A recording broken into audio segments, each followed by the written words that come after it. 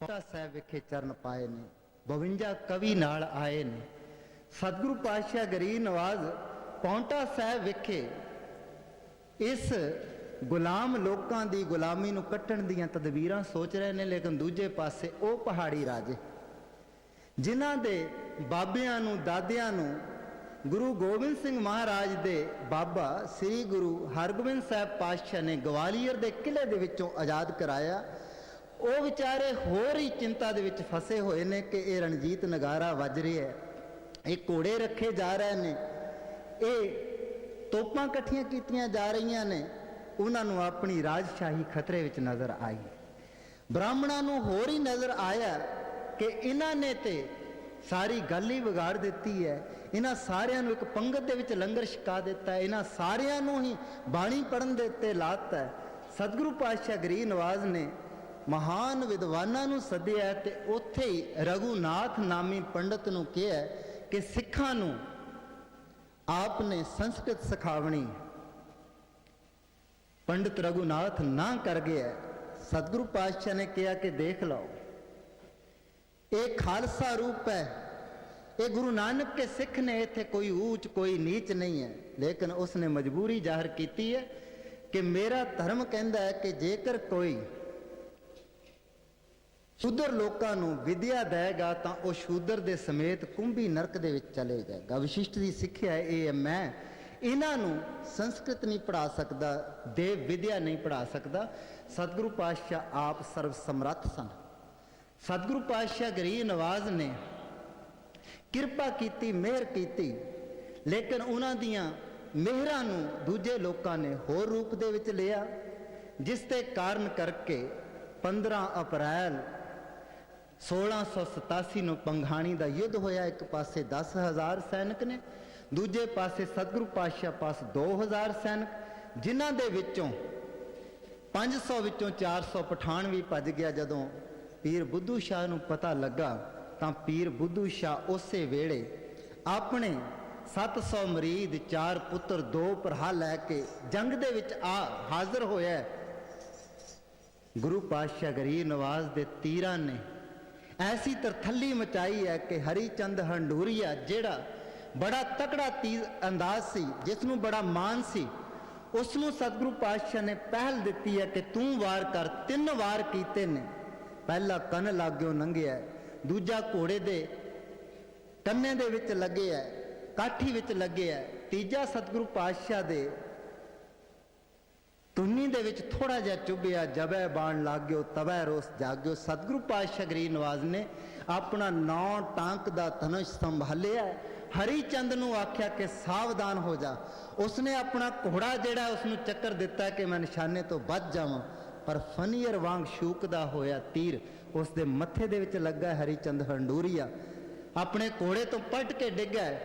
ਉਸੇ ਵੇਲੇ ਹੀ ਫੌਜਾਂ ਵਿੱਚ ਭਾਜੜ ਪੈ ਗਈ ਹੈ। ਪਹਿਲੀ ਲੜਾਈ ਗੁਰੂ ਪਾਤਸ਼ਾਹ ਗਰੀਬ ਨਵਾਜ਼ ਦੀ ਜਿੱਤੀ ਗਈ ਹੈ। ਸਤਿਗੁਰੂ ਪਾਤਸ਼ਾਹ ਗਰੀਬ ਨਵਾਜ਼ ਨੇ ਜਿੱਤ ਨੂੰ ਭਈ ਜੀਤ ਮੇਰੀ ਕਿਰਪਾ ਕਾਲ ਤੇਰੀ, ਰਣੰਗ ਜੀਤ ਆਏ ਜਯੰਗ ਗੀਤ ਗਾਏ ਦੇ ਅਨੁਸਾਰ ਉਸ ਅਕਾਲ ਪੁਰਖ ਦੀ ਜਿੱਤ ਜਿਹੜੀ ਹੈ ਉਹ ਕਰਾਰ ਦਿੱਤਾ ਹੈ।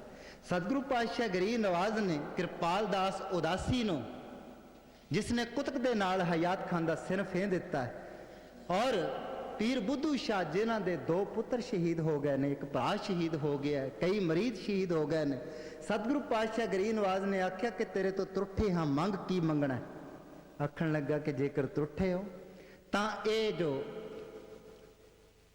ਕੇਸ਼ ਨੇ ਔਰ ਕੰਗਾ ਇਹ ਬਖਸ਼ਿਸ਼ ਕਰੋ। ਸਤਿਗੁਰੂ ਪਾਤਸ਼ਾਹ ਨੇ ਅੱਧੀ ਦਸਤਾਰ ਪੀਰ ਬੁੱਧੂ ਸ਼ਾਹ ਨੂੰ, ਅੱਧੀ ਦਸਤਾਰ ਕਿਰਪਾਲ ਦਾਸ ਉਦਾਸੀ ਨੂੰ, ਔਰ ਇਹ ਕੇਸ਼ਾਂ ਦੇ ਨਾਲ ਸੁਭਾਏਮਾਨ ਕੰਗਾ ਬਖਸ਼ਿਸ਼ ਕੀਤਾ।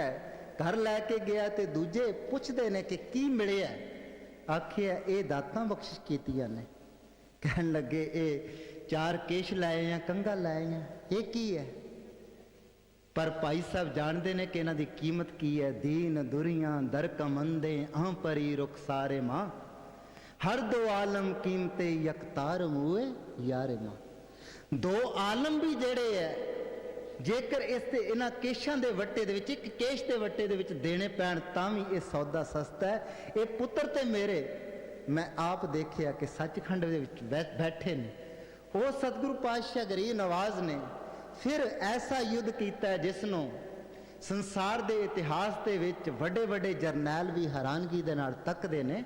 ਜਦੋਂ 22 ਦਸੰਬਰ 1704 ਨੂੰ ਇੱਕ ਪਾਸੇ 40 ਭੁੱਖਣ ਭਾਣੇ ਸਿੰਘ ਨੇ, ਦੂਜੇ ਪਾਸੇ 10 ਲੱਖ ਦਾ ਘੇਰਾ ਪਿਆ, ਸਤਿਗੁਰੂ ਪਾਤਸ਼ਾਹ ਨੇ ਸਪਸ਼ਟ ਕੀਤਾ ਕਿ ਕਿੰਨੀ ਕਿੰਨੀ ਗਿਣਤੀ ਹੈ।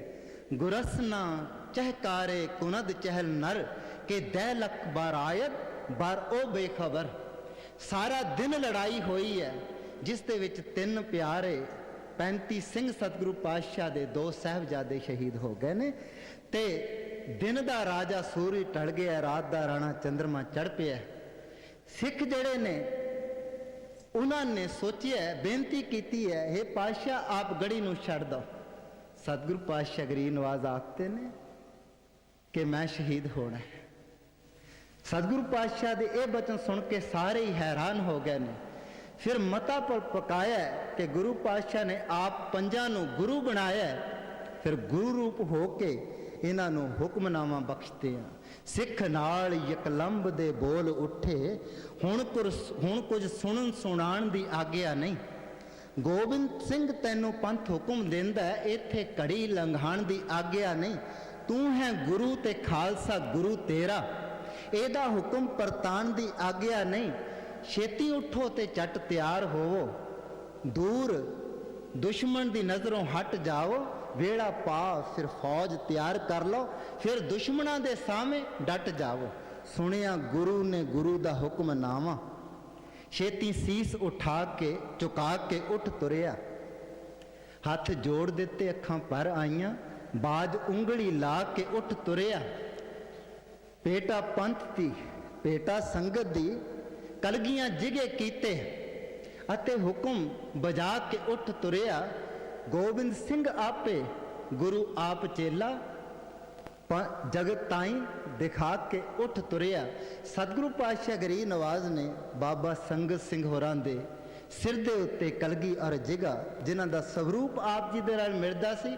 ਔਰ ਇੱਕ ਗੱਲ ਹੋਰ ਕਿ ਗੁਰੂ ਪਾਤਸ਼ਾਹ ਨੇ ਸੰਗਤ ਨੂੰ ਹੀ ਗੁਰਤਾ ਦਿੱਤੀ ਹੈ, ਚਾਹੇ ਨੰਦੇੜ ਦੇ ਵਿੱਚ, ਚਾਹੇ ਅਨੰਦਪੁਰ ਸਾਹਿਬ ਦੇ ਵਿੱਚ, ਚਾਹੇ ਚਮਕੌਰ ਦੇ ਵਿੱਚ, ਤਾਂ ਕਿ ਕੋਈ ਇੱਕੋ ਹੀ ਗੁਰੂ ਨਾ ਬਣ ਜਾਏ। ਸਤਿਗੁਰੂ ਪਾਤਸ਼ਾਹ ਗਰੀਬ ਨਵਾਜ਼ ਨੇ ਐਸੀ ਕਿਰਪਾ ਕੀਤੀ ਹੈ। ਉਹਨਾਂ ਦਾ ਉਂਝ ਤੇ ਵਿਸਥਾਰ ਦੇ ਨਾਲ ਬਹੁਤ ਲੰਬਾ ਹੋ ਜਾਏਗਾ। ਕੁਝ ਚੰਦ ਲਾਈਨਾਂ, ਕਿਉਂਕਿ ਕਵਿਤਾ ਹੀ ਹੈ ਜੋ ਵੱਡੀ ਤੋਂ ਵੱਡੀ ਗੱਲ ਨੂੰ ਛੋਟੇ ਸਮੇਂ ਵਿੱਚ ਕਹਿ ਸਕਦੀ ਹੈ। 500 ਜਦੋਂ ਸਤਿਗੁਰੂ ਪਾਤਸ਼ਾਹ ਦਾ 300 ਸਾਲਾ ਜਨਮ ਪੁਰਬ ਮਨਾਇਆ ਗਿਆ, ਤਦੋਂ ਹਜ਼ਰਤ ਅਕਬਰ ਇਲਾਹਾਬਾਦੀ ਨੇ ਇੱਕ ਨਜ਼ਮ ਭੇਟਾ ਕੀਤੀ, ਉਹ ਅਰਪਣ ਕਰਕੇ ਤੁਹਾਡੇ ਤੋਂ ਆਗਿਆ ਲਵਾਂਗਾ। ਉਹ ਕਹਿੰਦੇ ਨੇ ਕਿ ਕੀ ਗੱਲ ਹੈ, ਮੇਰੀ ਕਲਮ ਨੂੰ ਤੇਰੀ ਸਿਫਤ ਸਲਾਹ ਦੀ ਇੰਨੀ ਰੁਚੀ ਕਿਉਂ ਹੈ, ਇੰਨਾ ਚਾਹ ਕਿਉਂ ਹੈ, ਇੰਨੀ ਰਗਬਤ ਕਿਉਂ ਹੈ? ਮੇਰਾ ਦਿਲ ਆਪਣੇ ਆਪ ਅਕੀਦਤ ਦੇ ਨਾਲ ਕਿਉਂ ਭਰ ਜਾਂਦਾ ਹੈ? ਅੱਗੇ ਵਰਣਨ ਕਰਦੇ ਨੇ, मेरे खामा को तेरी मदह से क्यों ऐसी रगबत है कि इससे दिल मेरा अक्सर हम आहंग अकीदत है। न मैं खूगर किसी जी मरतबत की मदह खानी का, न तुझको बेअसर बातों से खुश होने की आदत है। समझता हूँ तेरी कुर्बानियों को रूह जांबाजी कि जिनके जिक्र पहम से ज़बानों में हलावत है। नज़र अफरोज़ हैं ऐसे तेरी तंजीम के किस्से कि जिनसे चरक की बेमेहर आँखों में तरावत है। तेरे बच्चे जवा हिम्मत, तेरे बच्चे भी कैसी हिम्मत रखते ने। ਜਦੋਂ ਛੋਟੀਆਂ ਸਾਹਿਬਜ਼ਾਦਿਆਂ ਨੂੰ ਪੁੱਛਿਆ ਕਿ ਤੁਹਾਡੇ ਪਿਤਾ ਮਾਰੇ ਗਏ ਨੇ, ਸਿੰਘ ਜਿਹੜੇ ਹੈ ਖਤਮ ਹੋ ਗਏ ਨੇ, ਕੌਣ ਤੁਹਾਡਾ ਵਾਰਿਸ ਹੈ, ਹੁਣ ਤੁਸੀਂ ਦੀਨ ਇਸਲਾਮ ਕਬੂਲ ਕਰ ਲਓ। ਕਾਜ਼ੀ ਨੇ ਕਿਹਾ, ਲੇਕਿਨ ਕਿਵੇਂ ਜਿਹੜਾ ਇਹਨਾਂ ਨੇ ਜਵਾਬ ਦਿੱਤਾ ਕਿ ਕਾਜ਼ੀ ਦਾ ਵੀ ਬੋਲ ਰੁਕ ਗਿਆ। काजी की बात बात पे रुकने लगी जुबां, खुद को संभाल करके कहने लगा कि हाँ ख्वाहा हो मौत के या तुझे चाहिए अम्मा, बतलाओ साफ साफ अब ए आली खानदां, इस दम करो कबूल अगर शाह के दीन को, फिर आसमां बना दूं तुम्हारी जमीन को। पर बच्चियां ने की किया, किस दा दीन जिसनों आप दीन दी समझ नहीं है, दीन की कहता है और वो की करता है। पढ़कर कुरान बाप को करता जो कैद हो, मरना पिता का जिसको खुशी की नवैद हो, ततले बिरादरां जिसे मामूली सैद हो, नेकी की उससे खल्क को फिर क्या उम्मीद हो। गैरों पे फिर वो गौर करे या जफा करे, हम क्या कहें किसी को, हदायत खुदा करे। सतगुरु पातशाह ने भी लिखिया, तू खा के पिदर्रा ब किरदार जिश्त, बखूने बरादर बादादी सरिश्त। तू अपने पिता दी भी रोली है खाक, ते भाई भी अपने तू कीते हलाक। तू कहना कि मैं तख्त नू शान देने वाला है, न जेब तुरा नाम औरंगजेब, जो औरंगजेबा ना बायद फरेब। तेरा नाम औरंग सजदा नहीं, कि शाहां नू धोखा फबदा नहीं। ना दीगर गरायम बनामे खुदा, के दीदम खुदा कलामे खुदा। कि मैं तेरा रब भी देखिया ते तेरी कुरान भी देख ली है, तू ते धोखेबाज है। इस करके तैनू औरंगजेब कहना जिहड़ा सजदा नहीं है। हुण ते इको एक रस्ता जिहड़ा है वो रह गया है कि मैं तलवार पकड़ लवां। ते फिर तलवार ही पकड़ ली सतगुरु पातशाह गरीब नवाज ने। और ऐसे जिहड़े नज़ारे नज़र अफरोज ने, नज़र अफरोज हैं ऐसे तेरी तंजीम के किस्से, कि जिनसे चरक की बेमेहर आंखों में तरावत है। तेरे बच्चे जवां हिम्मत कयामत नौजवान तेरे, तेरे बूढ़ों के खून में नौजवानों की हरारत है। तो फिर आखिर दे विच क्या, तेरे मजहब के चश्मों को ताल्लुक सुलह कुल से है। यही चश्मा है जिसकी सारी दुनिया को ज़रूरत है।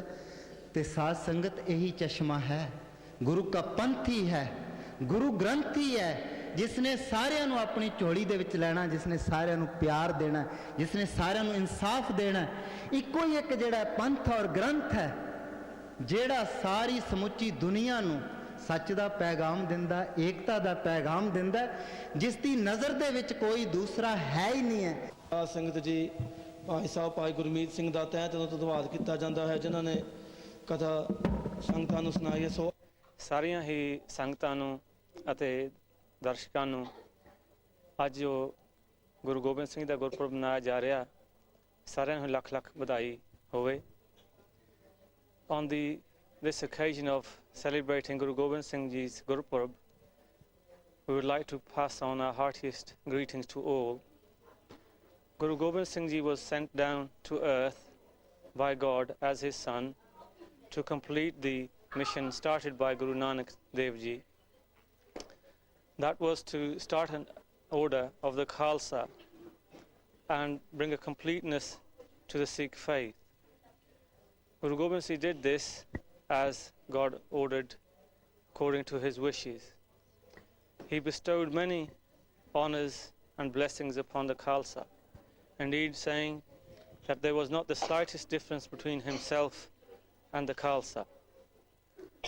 Guru Gobind Singh Ji had many messages for the world and all that live in the world.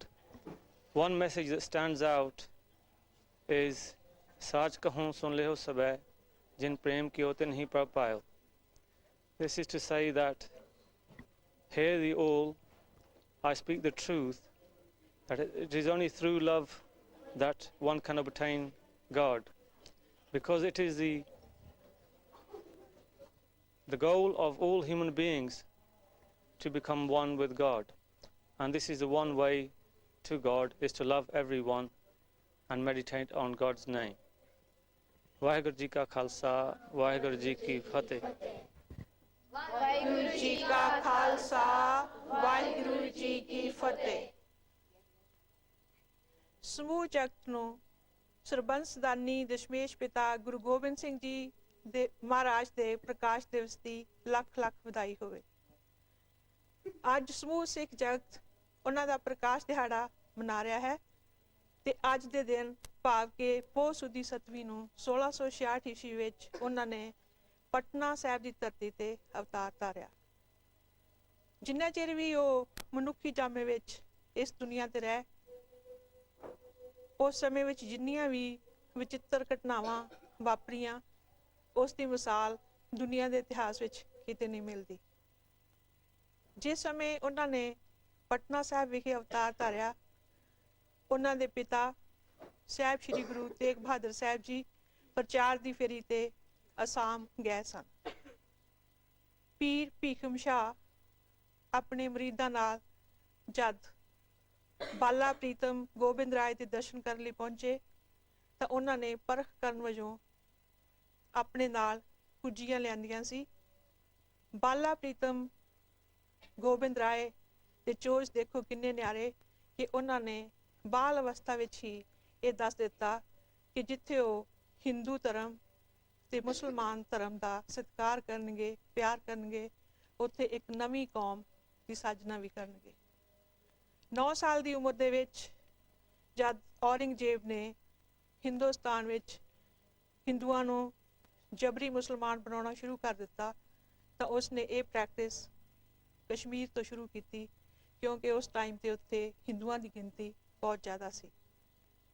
ਜਦ ਕਸ਼ਮੀਰ ਦੇ ਪੰਡਿਤ ਆਪਣੀ ਫਰਿਆਦ ਲੈ ਕੇ ਅਨੰਦਪੁਰ ਸਾਹਿਬ 9ਵੇਂ ਪਾਤਸ਼ਾਹ ਦੇ ਦਰਬਾਰ ਵਿੱਚ ਪਹੁੰਚੇ ਤਾਂ 9 ਸਾਲ ਦੇ ਬਾਲਾ ਪ੍ਰੀਤਮ ਨੇ ਪਿਤਾ ਜੀ ਨੂੰ ਹੱਸ ਕੇ ਕਿਹਾ ਕਿ ਤੁਹਾਡੇ ਵਰਗਾ ਕੋਈ ਦੁਨੀਆ ਦੇ ਵਿੱਚ ਮੈਨੂੰ ਹੋਰ ਨਹੀਂ ਦਿਸਦਾ ਜਿਹੜਾ ਆਪਣੀ ਕੁਰਬਾਨੀ ਦੇ ਕੇ ਇਹਨਾਂ ਦੇ ਧਰਮ ਦੀ ਰੱਖਿਆ ਕਰੇ।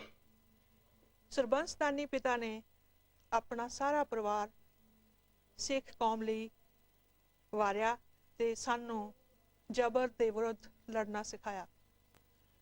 1699 ਦੇ ਵਿੱਚ ਉਹਨਾਂ ਨੇ ਖਾਲਸਾ ਪੰਥ ਦੀ ਸਿਰਜਣਾ ਕਰਕੇ ਊਚ ਨੀਚ ਦਾ ਭੇਦ ਸਦਾ ਵਾਸਤੇ ਮਿਟਾ ਦਿੱਤਾ ਤੇ ਮਨੁੱਖ ਜਾਤੀ ਨੂੰ ਇਹ ਸੰਦੇਸ਼ ਦਿੱਤਾ ਕਿ ਅਸੀਂ ਸਭ ਬਰਾਬਰ ਹਾਂ, ਕੋਈ ਉੱਚਾ ਜਾਂ ਨੀਵਾਂ ਨਹੀਂ। ਇੱਥੇ ਹੀ ਨਹੀਂ, ਉਹਨਾਂ ਨੇ ਗੁਰੂ ਚੇਲੇ ਦਾ ਭੇਦ ਵੀ ਮਿਟਾ ਦਿੱਤਾ ਤੇ 5 ਪਿਆਰਿਆਂ ਦੇ ਹੱਥੋਂ ਅੰਮ੍ਰਿਤ ਛਕ ਕੇ ਆਪ ਗੁਰੂ ਗੋਬਿੰਦ ਸਿੰਘ ਜੀ ਬਣੇ। ਤੇ ਉਹਨਾਂ ਨੇ ਦੁਨੀਆ ਦੇ ਵਿੱਚ ਇੱਕ ਬੇਮਿਸਾਲ ਜਿਹੜੀ ਮਿਸਾਲ ਸੀ ਉਹ ਕਾਇਮ ਕੀਤੀ ਕਿ ਗੁਰੂ ਤੇ ਚੇਲੇ ਦੇ ਵਿੱਚ ਵੀ ਜਿਹੜਾ ਭੇਦ ਸੀ ਉਹਨਾਂ ਨੇ ਮਿਟਾ ਦਿੱਤਾ। ਸੋ ਸਰਬੰਸਦਾਨੀ ਦਸ਼ਮੇਸ਼ ਪਿਤਾ ਗੁਰੂ ਗੋਬਿੰਦ ਸਿੰਘ ਜੀ ਦੇ ਪ੍ਰਕਾਸ਼ ਦਿਵਸ ਦੀ ਇੱਕ ਵਾਰੀ ਫਿਰ ਆਪ ਸਭ ਨੂੰ ਲੱਖ ਲੱਖ ਵਧਾਈ ਹੋਵੇ ਜੀ। ਵਾਹਿਗੁਰੂ ਜੀ ਕਾ ਖਾਲਸਾ, ਵਾਹਿਗੁਰੂ ਜੀ ਕੀ ਫਤਿਹ। ਵਾਹਿਗੁਰੂ ਜੀ ਕਾ ਖਾਲਸਾ, ਵਾਹਿਗੁਰੂ ਜੀ ਕੀ ਫਤਿਹ। On behalf of the Management Committee of Guru Nanak Gurdwara Leicester and from the Sath Sangat, we would like to wish all the viewers of Lok Virsar Guru Nanak Gurdwara Leicester the best wishes for Guru Gobind Singh Ji's Gurpurab. Vaheguru Ji Ka Khalsa,